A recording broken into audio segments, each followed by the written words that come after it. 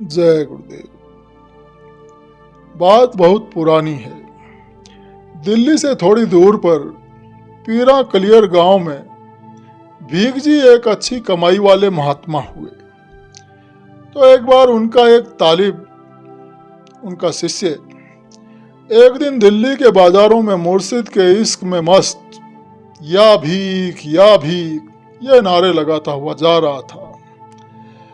तो तालिब के पास से ही एक काजी निकला। तो उसने उसको देखा तो बोला कि अरे काफिर, क्या बकता है तू? खुदा बोल, रसूल बोल, ये भीख कौन है? फिर पूछा उससे कि तेरा नाम क्या है?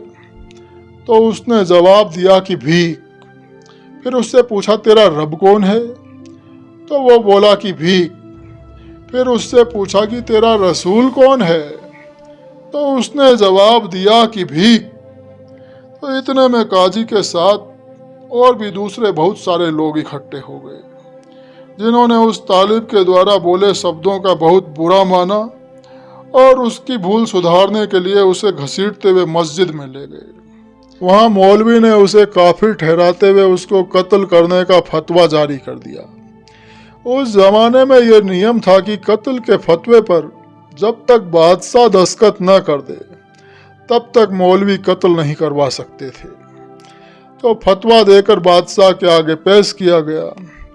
उस समय अकबर बादशाह का राज था। तो अकबर ने देखा कि ये तो कोई मस्त है, इसका कत्ल मुनासिब नहीं। तो बादशाह ने पूछा कि तेरा खुदा कौन है? तो तालिब ने जवाब दिया कि भीख। तो बादशाह ने फिर पूछा कि तेरा रसूल कौन है?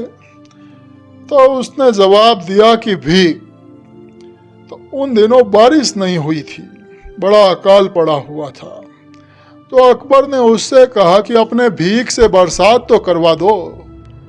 तो वो तालिब बोला कि ठीक है, पूछ लूंगा। तो अकबर ने पूछा कि कब? तो तालिब ने जवाब दिया कि परसों। तो बादशाह ने हुक्म दिया कि इसको छोड़ दो। तो मौलवी कहने लगे कि हुजूर ये भाग जाएगा। तो अकबर ने कहा कि परवाह नहीं, भाग जाने दो।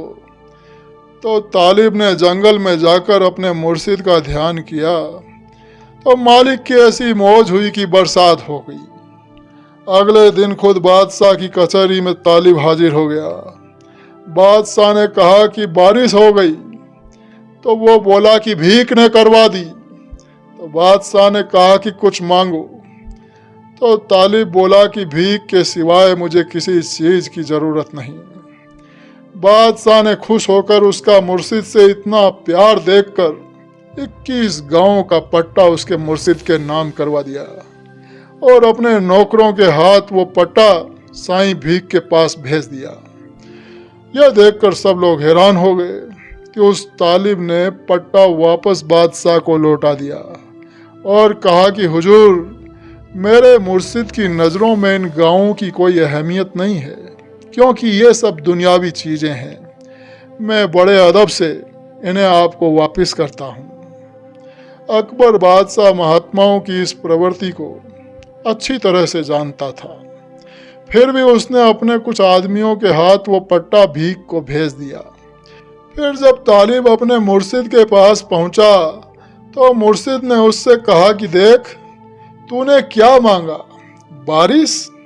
उस वक्त तू अगर कहता कि मुझे वली बना दे, कुतुब बना दे, औलिया बना दे या कुछ और कहता तो मैं तुझे वही बना देता। जिस वक्त तूने मेरा ध्यान किया, मेरा ध्यान अपने मुर्शिद में था और मुर्शिद का ध्यान दरगाह में। मुर्शिद की बात सुनकर तालिब ने कहा कि हुजूर, मुझे तो किसी चीज़ की ज़रूरत नहीं है, मुझे तो सिर्फ आपकी ज़रूरत है हुजूर, सिर्फ आपकी।